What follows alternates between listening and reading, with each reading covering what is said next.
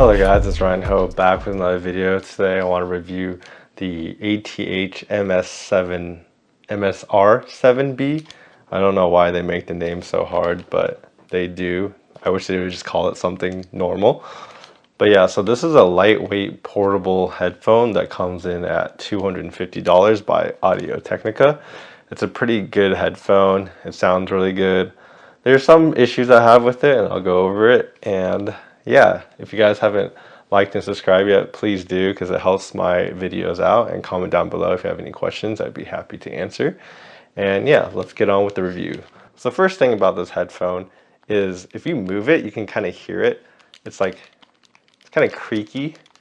And I mean, it doesn't creak when it's on your head, but it's kind of a creaky build. It's made with like plastic and metal, but overall, it kind of feels like a toy. But the good thing is that it's really light. It's like $230, and it's meant to be light and portable. So that's why it's built very kind of light and not much material, but it's very comfortable to wear. But I would say the pads right here could do with a little better cushion. They're kind of, I wish they were a little bit thicker and like deeper in the ear cups, because my ears can like touch the driver on them. So yeah, it's kind of a weird experience. When it comes to accessories, it comes with its own like pouch. It's not a hard case, it's a soft case, so you need to kind of watch out where you put it, but it's cool that it comes with a case.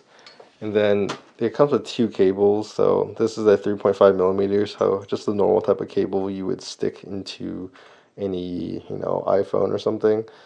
And then this is a 4.4 Pentacon balance cable. This is for like more serious like audiophile people who want to use balance and stuff, and if you have like a dedicated setup. So it's kind of nice that it comes with both, because I can use this cable, which is cool. But the one thing about these cables is that it uses a proprietary cable for the headphones. These little thingies, I don't even know what they're called, but that means you can't use other cables. In case these break, you're going to have to buy it from them. But it's cool that they include both cables, so you don't have to worry about buying these cables by themselves, so that's cool.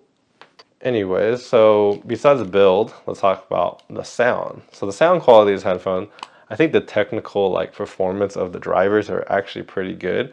The tuning of the headphone itself is kind of where I have some issues that I like, some things I don't like. Maybe it's a preference thing, but we'll go over it. So first thing I like to talk about is like the bass. I think the bass of this headphone, if you like listening to like EDM, this is just not your headphone. This headphone is kind of missing a little bit in the sub bass, I believe. And there's something to do with like the upper end of the bass that's also missing with this headphone that just doesn't sound natural to me.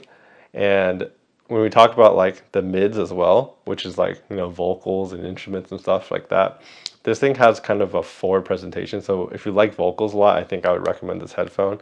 But at the same time, the vocals are like the most present thing in the mix, but it has this like little issue where it kind of makes the vocals sound a little thin. And that's the part about this headphone that I don't really like at all, because it's kind of missing a little bit of the bass up there and the lower mids, which is like where the vocals could feel like fuller or thinner. And it has this very thin sound that I just don't like or appreciate at all. And maybe that's a preference thing, but it just doesn't sound natural to me personally. And if we go talk about like the treble, I think this headphone is a pretty bright headphone.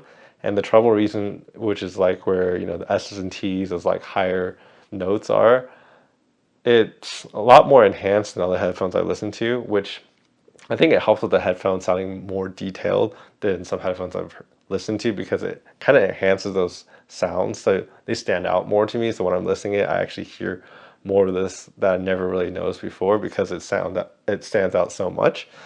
But at the same time, for certain people, including myself, it gets a little bit tiring to listen to. So I tend to listen to this headphone at lower volumes than I normally listen to other headphones.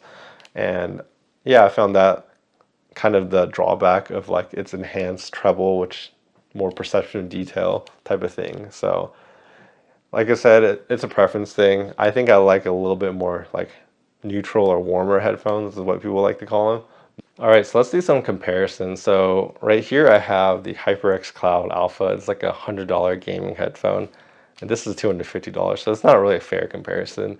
And yeah, that's exactly what it is. I think this headphone, you can definitely hear the muddiness and like the sound and the bass. While this headphone, the Audio-Technica is just a lot cleaner, and the performance of this headphone is actually worth its price. The only thing is, I would rather have it a little bit more warm or neutral tuning of the gaming headphone versus this is a little bit bright.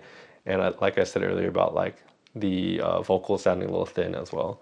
But yeah, this is overall a better headphone. The next comparison I want to make is between another headphone that, yeah, it's a gaming headphone because it's a HyperX Cloud Orbit, but it's also made by an audiophile company named Audeze, and they also make another headphone called the Audeze Mobius. And basically, the comparison of these two headphones is very interesting because this is about $330, but you can find it on sale for cheaper. This is like $250, and I couldn't find a discount on this one. So they're around the same price range. So immediately, the thing that stands out to me is this headphone, the HyperX, is tuned better than this headphone.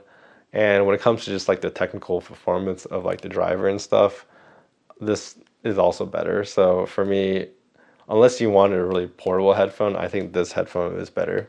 So if I go through like the bass, like bass is just better on this headphone. When it comes to mids, like I said earlier, I don't like the thin vocals on the Audio-Technica, so this headphone also wins in mids. And then we talk about the highs or the treble area. That's where I think this headphone might win, in the sense that like it does actually sound more detailed and more enhanced in some respects. But then if you wanted like a more normal and like reasonable, relaxed, not really relaxed, but like less fatiguing sound, I think the Cloud Orbit is also better in that sense. So yeah, if you had to choose between these two, I would take this one every single time. So in conclusion, I actually do like this headphone. Like the lightweightness is really nice, especially when I'm wearing like a 500 gram headphone like the Gold Planar. And my head just gets kind of tired. Wearing something like this is very comfortable. Like weight is a factor, and comfort is actually a factor in buying headphones.